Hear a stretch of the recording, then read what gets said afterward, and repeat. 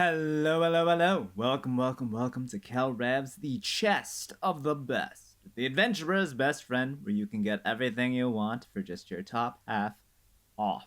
And tonight, we're talking shop. Episode 12 of the Magnus Protocol, titled Getting Off.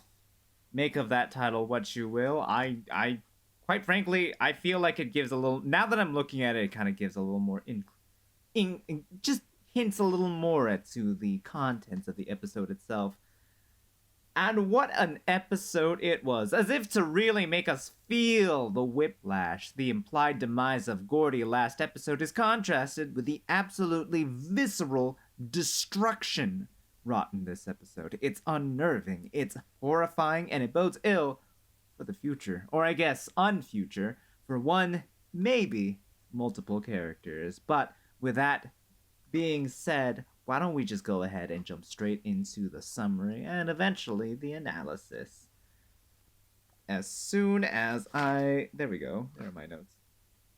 So, the episode is marked as taking place on March 13th, 2024, 2 days after the previous episode. It opens with Celia rummaging tiredly through the cupboards in the break room. Sam pops in, rather cheekily suggesting that the secret tunnel entrance is actually behind the refrigerator, which gets a laugh out of Celia. But she isn't being suspicious or weird this time around. The civil servant Celia is just looking to get a nice cup of tea going, but tragically the office is fresh out. This prompts Sam to run back to his desk. A whirring sound is heard, which could be the CCTV speeding up to him returning. He offers a tea bag from his secret stash to Celia, and the two chat, eventually deciding to have a little breakfast meeting on Saturday, March 16th at 6 at Leicester Square. Celia leaves just as Alice arrives, resulting in Sam and Alice getting into a playful back and forth that abruptly becomes awkward. Sam, looking to lighten the mood, offers his thanks to Alice again for going with him to the Institute and getting him to start letting go of his little investigations. It seems that he's starting to bounce back from disappointment, though Alice isn't convinced. Indeed, when Alice openly asks him if he really wouldn't be interested in a Magnus Institute case if Alice got one, his response in the affirmative neither convinces Alice nor whoever is watching them, due to the slight audio glitch giving him away. But Sam wears his heart on his sleeve, so Alice picks up on it rather quickly as well. Alice waves off her doubt, though, and Sam's perhaps not too joking follow-up of her suggestion, and the two get back to their workstations. Thusly, we transition into our statement proper. Incident proper. It's dictated by Norris/Martin, processed by Freddie on March 9th, 2024, regarding an insurance claim by one Miss Jordan Bennett, regarding a workplace incident and related injury that took place at Soho Jack's, an adult establishment, based on how the incident plays out. Miss Bennett was a bartender working at Jack's. Seems to operate mostly as a strip club with dance floors on the ground and VIP suites on the upper floors, kept separate from the rest by a bouncer. Miss Bennett was tending one night in one of the suites for a bachelor party. She presumes they were all on the same rugby team at one point, though they were middle-aged. And while they were behaving in a way typical of your average bachelor party, the night was going well. Then, the party started going through the gifts for the groom, and it was all fairly normal stuff until the groom pointed out the last thing on the table, a, quote, cheap yellow and purple kid's lunchbox. Old and shoddy, end quote, that no one admitted to bringing in. Despite the mystery of it, the groom was thrilled by the discovery, opening it to find souvenir merch, pencils, postcards, key rings, and finally, a CD case titled Mr. Bonzo's on His Way. It seems the whole group grew up with and were big on Mr. Bonzo because they all cheered, with the best man coming up to Miss Bennett to request she play it on the room's loudspeakers. Despite turning down the volume, when Miss Bennett put the CD on to play, the whole room exploded with the sound of Mr. Bonzo's on his way. The stags started singing along with the recorded children. Mr. Bonzo's on his way. He wants to stay, he wants to play. After about a minute, however, Miss Bennet goes to turn off the CD player so as to not have her supervisor come down and scold her for whatever reason, but the music doesn't stop. It keeps playing, even gets louder. She's about to call in a techie on her radio when a crash is heard in the main suite. She goes to tell off the groomsman when she sees a figure coming in from the doorway. A, quote, bulbous figure with a purple hat pushed itself into the room, foam catching on the door frame with a squeak that set my teeth on edge. Its massive, bulbous, googly eyes seemed to roam all over the room before settling on the groom, and it was almost as if the huge, toothy grin grew that little bit wider when it saw him. Now, Bennett thought that perhaps it must have been some sort of prank, as the bachelor party started laughing and pushing the groom, Baz, to go over and get his lap dance. Now, this actually angered her, and she figured that this meant that the doorman wasn't doing his job. But then she caught sight of the doorman's boots on their side and unmoving in the doorway. Her realization is caught by Mr. Bonzo, it seems, who looks at her and holds a singular finger to his lips. The men, however, notice nothing. They cheer and chant as the music starts to get louder, distorts itself, and begins to come from Miss Bennet's radio as she tries to call for help. Then, Mr. Bonzo starts holding the groom by his arms and spinning him around, picking up speed before suddenly growing a full head taller than all of them and ripping the groom's arms from his body. The laughing stops as both Miss Bennet and the groom scream. The rest followed, some picking up furniture or bottles to attack the monster. One even slashed him with a broken bottle, causing a spot on its body to burst and release some mix of foul water, foam, and meat. But Mr. Bonzo doesn't react to anything going on around him as he brutally mutilates the groom, unfolding him from the jaw and bashing him into the floor as if he were beating dust out of a blanket, before finally shoveling the sack that once was the groom into his mouth. The music distorts further as everyone else goes still and silent. Whatever Miss Bennet recalls happening afterwards is a blur, but she still dreams of it. Mr. Bonzo lumbering towards her and throwing the rest of the men aside to finally get to her and eat her arm. Which seems to be the only proof of that night. The cameras didn't catch anything. No one outside of the VIP suites heard or saw anything, and there were no bodies at the scene. Miss Bennet is missing a hand, is haunted by dreams, and questions of why she was allowed to live, and is doing the only thing that could seemingly help her get some semblance of control back, which is suing her old employer. We cut back to the OIAR, where Gwen is left horrified at this incident, perhaps sitting with the reality of what she has condemned an unnamed someone to. Alice chimes in, ready to quip her least favorite coworker down when she realizes that Gwen is uncharacteristically put off after that incident. Gwen waxes poetic horror about how they both have been there long enough to know that what they're doing isn't necessarily good, and it definitely isn't just data management. Quote, "You never wonder what the point is? Who benefits from all this awfulness?" she asks. Alice says she doesn't wonder. She knows. Before furtively revealing that it's all in service of the UK government, the greatest evil of all. To which Gwen rolls her eyes, and Alice cheerily pats herself on the back for her nonsense well executed. And the episode ends. Not a lot going on in the background, you imagine, so we're just going to go ahead and do what we always do, and just approach it first from the point of view of the incident itself. First off, we got to talk about the clown in the room, Mr. Bonzo.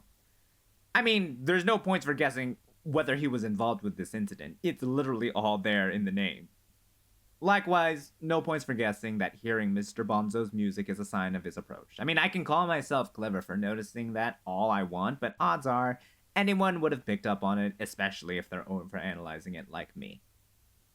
That said, I wasn't mentally prepared for how brutal his MO would be. Assuming Miss Bennet's account is as accurate as possible, the creature basically waltzes into wherever his calling card is playing, plays up the beloved, horrific childhood nostalgia before mutilating its victims and terrorizing any witnesses. which it unbrandedly enjoys having, before beating his victim into a wet sack and shoveling the remains into its mouth, turning then to cleaning up the rest of the witnesses if there are any, with a sadistic bonus of leaving at least one alive, though clearly not unharmed. Personally, of the entities, I found that the Stranger and his avatars have been the most sadistic of the lot. I mean, all of the avatars are, of course. It benefits them to draw out as much lasting fear as possible, after all. But the Stranger seemed to revel in it more openly, both as instigator and spectator. Maybe that's due to the amount of coverage that it got in archives, but while the degree of violence that its avatars acted upon the world was implied or otherwise given the discretion of occurring just out of visible sight of witnesses and statement givers, here, Miss Bennett is given a VIP seat to watch as Mr. Bonzo viciously tears the groom apart. However, for all the ruthless efficiency with which Mr. Bonzo operates, the terror-inducing theatrics is worth pointing out for how multifaceted it is. The uncanny valley of that is an unseen figure operating a humanoid-shaped costume screams the Stranger, as we established in the episode Mr. Bonzo first appeared. However, eating the victim in front of everyone? The flesh. Senseless violence and the massacring and or mutilation of all the witnesses? The slaughter. The death of a groom who was looking forward to his bright future with a wife? The desolation. The spots on his body bursting and leaking fluid like it were some diseased pustule? The corruption. The haunting of dreams and reliving the same nightmare scene over and over again? Shaky, but it's the eye. Mr. Bonzo isn't an anglerfish snatching drunkards off the street and running off down a dark alley. Mr. Bonzo isn't a clown sneaking into your ex's room to rip off his jaw. He's not a mannequin sneaking away to rip out your supervisor's throat to use for himself. Mr. Bonzo isn't subtle like that. He's in your face. He's violent and bloodthirsty and sadistic, and he's using as many tools as possible to get the most fear for his efforts. I've talked at length about how the fears are explicitly blended in most, if not all, the episodes thus far. I've approached it mostly as a fun little speculative exercise, even though I understand that, at this point, separating the fears into their own neat little categories is both an obsolete practice and likely pointless, as protocol seems geared towards doing its own thing while building off of what archives established.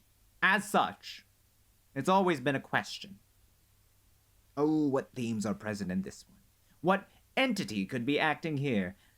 I've started to step away from this after last episode, but it just makes it easier to look at through that lens because it helps to understand motivations, I think. But here there's so much going on with Mr. Bonzo's attack that it feels like we're looking at an avatar of multiple entities. Up till now, it's felt like there's been an absence of outright avatars. The presence was merely implied in some of them.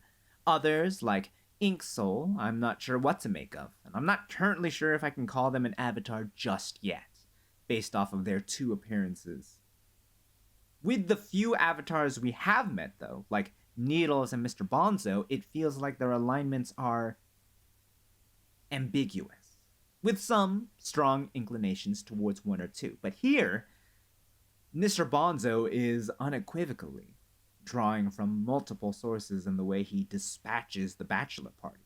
It's not a question of whether he is or not, it feels like a question of which. He's touched by a lot. Whether by design or accident, it's hard to tell, but the avatars have always been a representation of the entity's desires and even intents. Mr. Bonzo exists the way that he does because multiple entities want him to exist the way that he does. Whether his purpose as a dog for the OIAR is also such a desire, that remains to be seen. But here, we see something both marked by the fears and capable of spreading multiple such fears all at once. It makes me wonder, how many other Mr. Bonzos are there? How many mixed avatars are there that are wreaking havoc? Are they doing it as scattered cells under specific entities like in archives? Probably not to the same degree. It could be far less, considering how many episodes deal with blended fears. They could all just be a nice little melting pot of fear, a hidden kingdom of horror open to all its members regardless of origins. Or perhaps, as the OIAR is keen on separating everything that comes its way, perhaps they're in far more factions than before, separated by the most minute of differences and hemming and hawing over whether someone belongs to their group or not, with strife and conflict cropping up between them as it did in archives. Somehow, though, I doubt that the entities and or avatars are keen on being separate when they work counter to that goal. And at least 3 of them should know that. 3 entities should already know what's important for them to break through reality and come into the material world. Those being, of course, the end, the eye, and the web. There's also the matter of the efforts to blend the fears intentionally. It makes it very unlikely as well. Unless there were always statements about blended fears and John simply didn't look at them back in archives. Furthermore, the blending of fears here means that it's suddenly become a lot harder to figure out why Norris is dictating this one. Just as a side note, I mean, the theme of loneliness isn't quite present here. Neither is the extinction, making my previous theory about the rules of dictation kind of fall apart. I mean, you could argue that the fact that no one saw or heard the incident as it occurred, and Miss Bennet being left as the only one who saw and experienced it implicitly, a demonstration of isolation. But that feels like a stretch. I mean, a reasonable one, I'd argue, but a stretch all the same. So, for the sake of my own theory, I will keep this one in my back pocket. My stretch of a hypothesis keeps it afloat. But it might be time to consider the possibility that there's a different logic behind why certain characters dictate certain incidents. Or I guess, we could probably go ahead and just call them characters. We know they're not just voices. In any case, Mr. Bonzo turned out more than just a hit stranger for hire. I can't help but wonder if he's supposed to be a catalyst for something else, like the Dancer, or more explicitly, the Magnus archives. As an, quote, ally of the OIAR, I guess it's safe to assume that our cast won't have to deal with him as an enemy for as long as they're with the OIAR. Maybe. Of course, that is up in the air. We don't know for how long they'll be aligned with them. It's not like people who were working for the bad guys will stay working for the bad guys after all. We'll just have to see. But this brings us back to the OIAR. Last episode, Gwen asked Lena whose name and address was in the envelope that she gave to Mr. Bonzo. Lena said it should be obvious, but to keep an eye on the caseloads over the next couple of days, if it wasn't, that it would make things clear. It's only been 2 days. And then we got an incident about Mr. Bonzo. How did she know that Freddy would start zeroing in on Mr. Bonzo related cases? Sure, we've only got one so far, technically speaking, unless you want to count Nigel Dickerson's interview, or Mr. Bonzo's appearance proper. But it almost feels like Lena knows how the system actually behaves. She mentions Nigel Dickerson to Gwen as her first assignment, and then the system immediately answered the question of who is Nigel Dickerson and what's his deal. Lena says to keep an eye on the caseloads, and then immediately the next episode we get our first instance of Mr. Bonzo actually murdering someone. We could hand wave it as just narrative preservation of pace or conservation of detail. It'd be a departure, right, from archives peppering different statements in between the greater story, but this is different. Something is actively spying on our cast, and it looks for the information that it wants just as much as the writers want to tell us this story. And it seems that Lena knows that. She knows that the system would start to do its research, quote unquote, on Mr. Bonzo, if it hasn't done so in the past before. And I think this implies that the system is going to follow Mr. Bonzo right up to his little cleanup of whoever it is, probably Colin, that Lena has hired him for.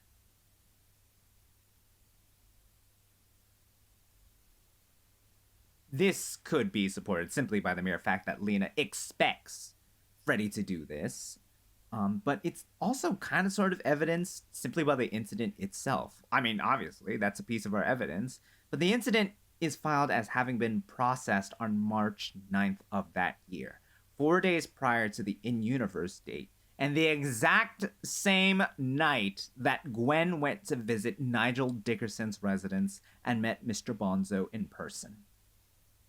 Freddy is absolutely going to follow along with Mr. Bonzo from here on out, if not draw more incidents from the past forward, if they haven't been covered already, which, honestly, I think I would be a little surprised, but for now, we'll focus on what's going on now. So, granted, this feels a bit off time-wise for there to have been an incident that night, and then mere days later, police are already wrapped with the investigation. Bennett is up and out of the hospital for a missing hand, saw her lawyer, and filed for insurance coverage, and quickly was soundly rejected. Like, it's a lot to happen in just 4 days. I'm not an expert, but none of those things sound like they can be wrapped up so easily. And a cursory glance at the average rate of insurance processing says that it could take up to 30 days depending on circumstances. Meaning, realistically, this incident had to have happened around a month ago.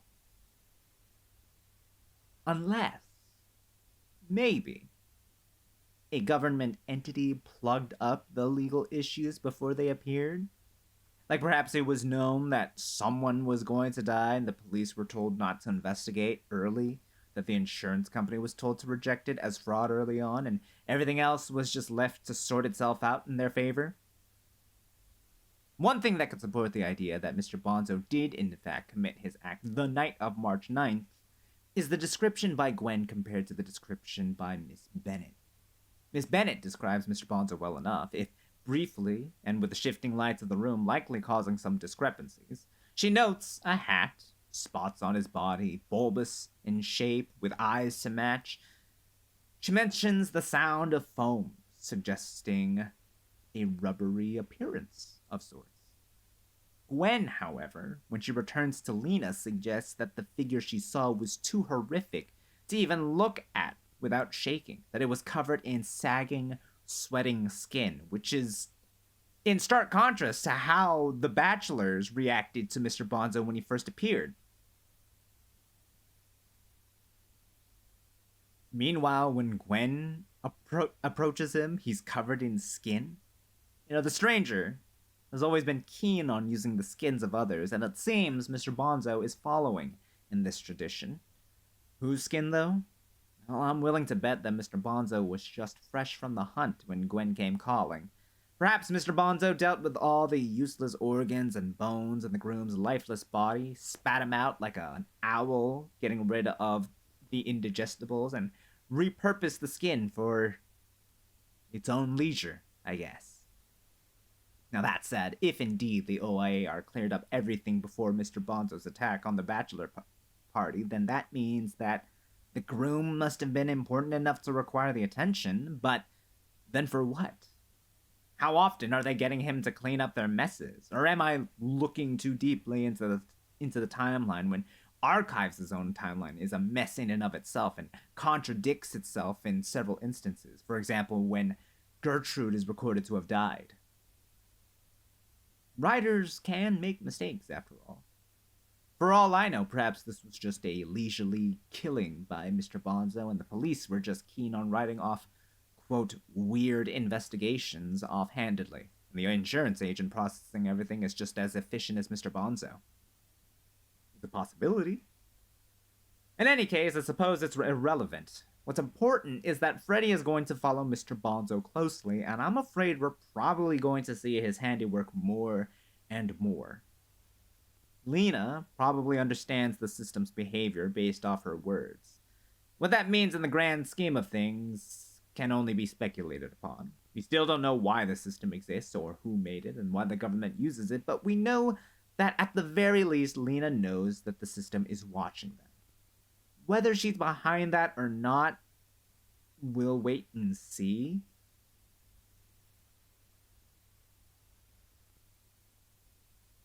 But yeah, that's about where I sit there. Lena probably has. Maybe it's a bit much to say that she knows that the system is watching them, but in any case, she absolutely understands how it behaves and how to predict its behavior. But she doesn't seem to be worried in the least about that.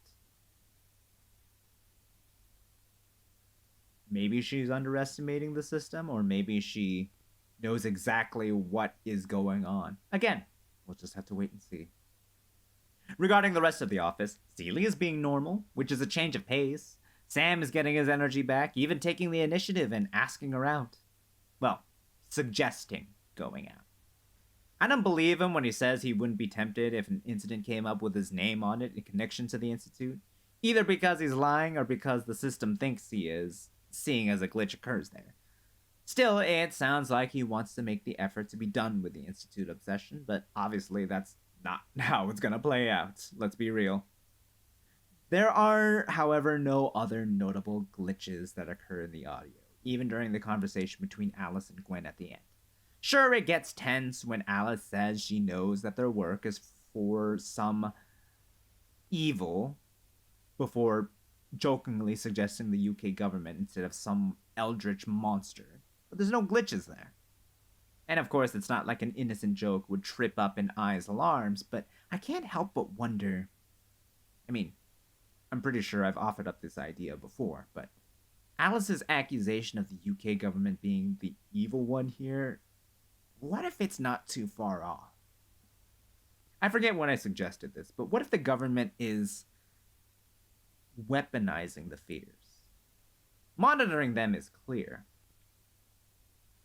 And I think more specifically, whenever I talked about the OIAR being a branch of government operations, I was leaning more towards the idea that they were, weirdly enough, the good guys trying to achieve something noble, right? Like watching any signs of the entities and culling them before it gets out of hand, before they try anything.